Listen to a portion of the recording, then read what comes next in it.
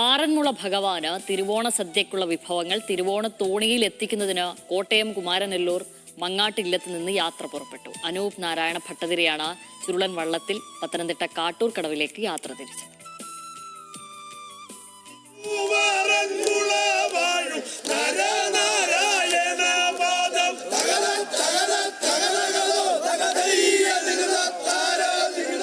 മങ്ങാട്ടില്ലത്തിന് പാരമ്പര്യ വഴിയിൽ കിട്ടിയതാണ് ഈ അവകാശം.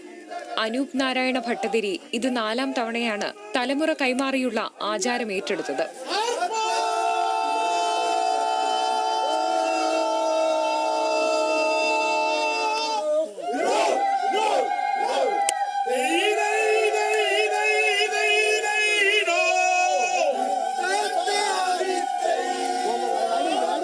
വേമ്പനാട്ട് കായലും 3 പ്രധാന നദികളും ചെറുതോടുകളും താണ്ടിയാണ് യാത്ര.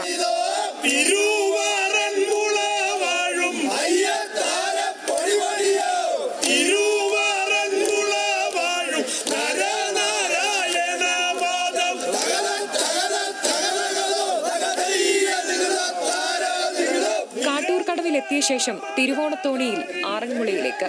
കാട്ടൂരിൽ നിന്ന് 18 കരക്കാരുടെ പ്രതിനിധികളും ഉണ്ടാകും. തിരുവോണത്തോണിയിൽ എത്തിക്കുന്ന വിഭവങ്ങൾ കൂടി ചേർത്താണ് ആറന്മുള പാർത്ഥസാരഥി ക്ഷേത്രത്തിൽ തിരുവോണ സദ്യ ഒരുക്കുന്നത്. ക്ഷേത്രത്തിൽ അത്താഴപൂജ വരെ അനൂപ് നാരായണ ഭട്ടതിരിയുടെ കാർമ്മികത്വം ഉണ്ടായിരിക്കും.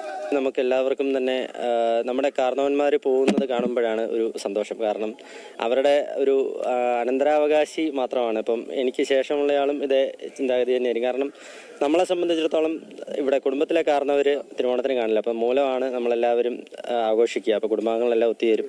അപ്പം എല്ലാ വർഷവും ഇത് മുന്നോട്ട് പൂർവാധികം ചിട്ടവട്ടങ്ങളോടുകൂടി തന്നെ ആ ഒരു സമർപ്പണമാണ് ഓരോരുത്തർക്കും ഇത്.